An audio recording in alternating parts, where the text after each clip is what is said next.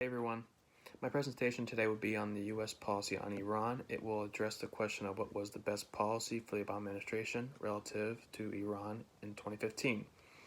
Iran remains a powerful but erratic actor within the Middle East region, in particular to its nuclear program. Secretary of State John Kerry draws on the importance of sealing a deal with Iran and warns that if Congress rejects the idea of a deal with the Islamic Republic, there will be no promise for any peaceful solution regarding its nuclear program. President Obama at the time stated that a deal with Iran will be a step away from the specter of conflict. Why should we care about Iran's nuclear program? If Iran were allowed to expand its nuclear weapons program, it will only pose a greater threat around the world. We should care because if we do not take firm steps to halt it now, the consequences of failing to halt Iran's radical Islamic conquest ambitions and its efforts to develop a nuclear program are dire for the future, our children's future, and our grandchildren's future. First and foremost, the problem the Obama administration had on Iran was not just what Iran will do with its nuclear program, but what it could possibly do. The core aspects of Iran's nuclear program that worried the Obama administration was their uranium enrichment, their fissile material stockpile, and a heavy water reactor in the city of Arak. Iran wanted to develop a nuclear program that is aligned with a central priority that is the survivability of its regime, which would pose a problem for the United States if it were to move toward negotiation.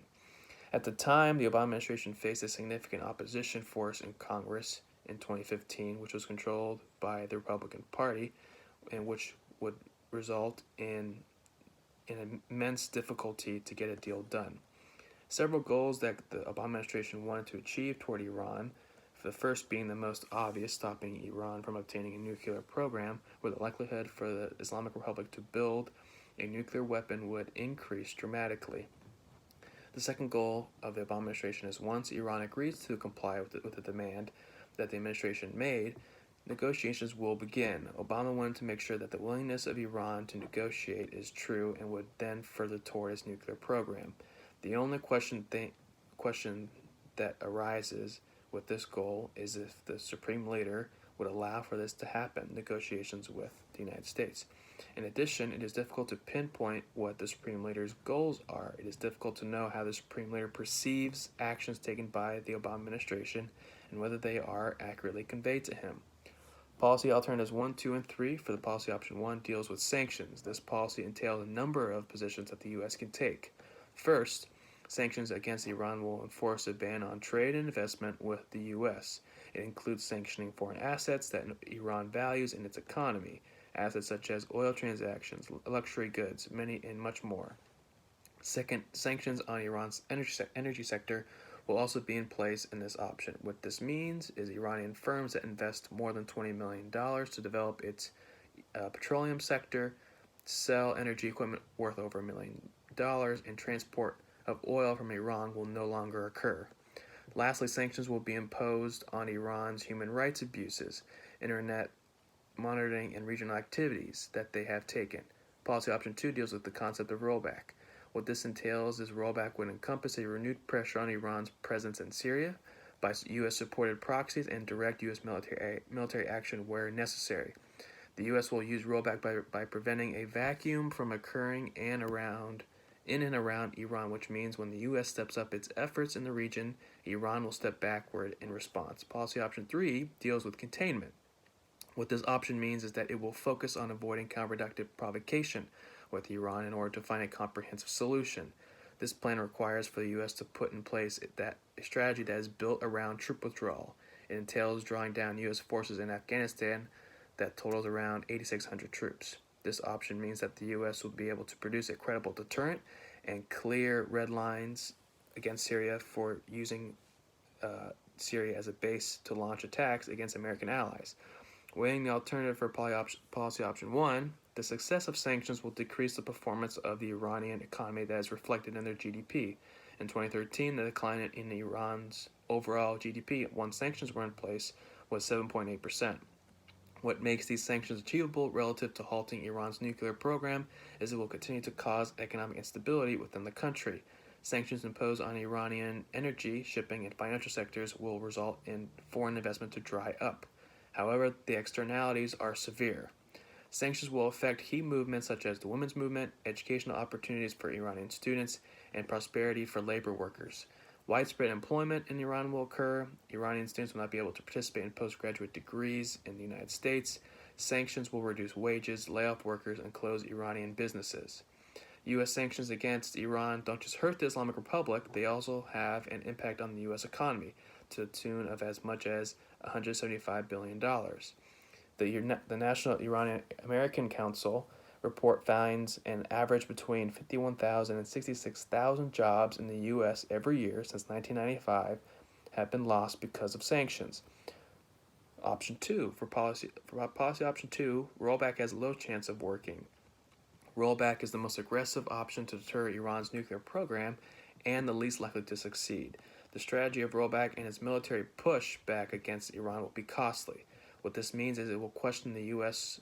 idea of rollback toward Iran. This will make the U.S. think about whether or not pushing back militarily is the right option. The externality that comes with this option is how the role of regime change plays in Iran. This will also result in rapid increase of protests throughout Iran, allowing for Iran to become more erratic. Iranian opposition groups that have been in exile for years will begin to rise and have the potential to take back the country.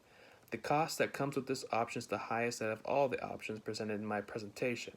The rollback option in Iran will lead to the acceleration of civil war in Iran that will not only destabilize the country but lead to mass migration. When the alternative policy option 3, the U.S. will be able to use containment effectively through different avenues. For example, the U.S. will be able to contain Iran through its military capabilities. The externality that persists with this option, however, is the role that China plays in its involvement with Iran. Containment policy under the United States will further expand China's ability to create a better relationship with Iran, something that the United States does not want to have happen. The other externality is Russia's involvement in Iran. For example, Russia would prevent the U.S. from gaining influence in Iran by providing an alternative route for oil exports. The policy containment would cost the U.S. valuable time building diplomatic relations with Iran. Instead, containment will only increase the chances for Iran to expand its nuclear program. The best choice out of all the options is sanctions. The U.S. can use sanctions on Iran's economy to pressure them to return to the nuclear negotiations. Sanctions will be able to bring Iran's nuclear program to a halt through this option by decreasing the performance of its economy. The externality of this choice is severe, will have harsher and more direct impacts on Iran's civil society. The cost is low with this option, but will result in a loss of substantial amount of money for the United States for years to come. In conclusion, the JCPOA does in fact issue out sanctions, and in many ways it gives relief back once Iran abides by an agreement. Iran is more likely to break that pact with the United States. Policy option 1 implements permanent sanctions once Iran stops becoming erratic toward the United States, something the JCPOA does not do. The JCPOA does not offer a rollback option and instead focuses on denying Iran certain materials such as centrifuges that work toward building up its nuclear stockpile. The rollback option is unachievable as it will cause more regime change that the United States cannot handle. The JCPOA does not elaborate on whether the military action or rollback should be implemented, giving the United States another alternative. The option of containment does not offer broad consensus from other countries like the JCPOA does. The JCPOA had over 100 nations sign on to the agreement, while the containment policy toward Iran that is proposed will not have the ability to bring an alliance of containment. This is my presentation. Thank you all for listening.